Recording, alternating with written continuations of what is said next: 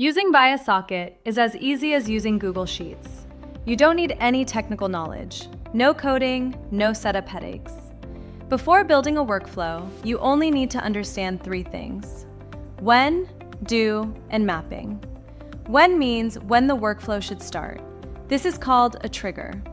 Do means what should happen after it starts. This is called an action.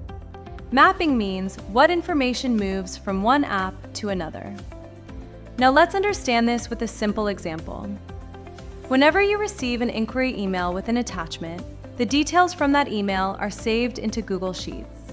Here, Gmail acts as the trigger. Google Sheets acts as the action.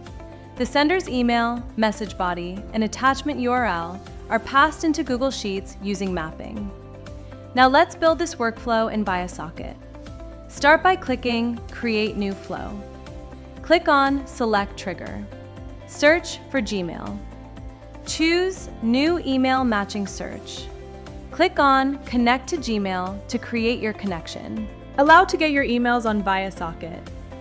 Now configure the trigger. Click on Search By. Add a filter of your choice. In our case, select Subject. Type Partnership Inquiry in the subject field.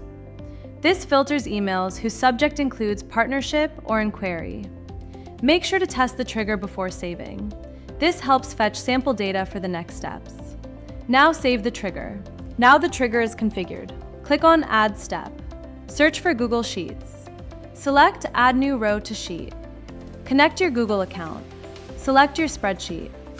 If your first row has column names, select Yes.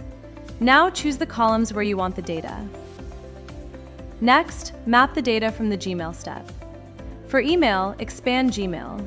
You will see all the data coming from Gmail. Go to the From section and insert the sender's email. For message, expand Gmail again and insert body plain. For attachment, expand Gmail again. Go to Attachment Details and insert the attachment URL. Once mapping is done, save the step. Finally, click Go Live. Your automation is now active. Now every email with the subject, Partnership Inquiry, will be saved in Google Sheets automatically. You can also build this workflow using viaSocket's Ask AI feature. Congratulations, you've just built your first workflow on viaSocket. Now this workflow can be used by different teams for multiple use cases. For example, when a new resume is received on Gmail, create an entry in Google Sheets. Or, when someone sends invoices, create an entry in Google Sheets.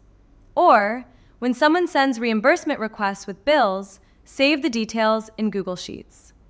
In the next video, we'll learn how to add conditions to this automation in viaSocket.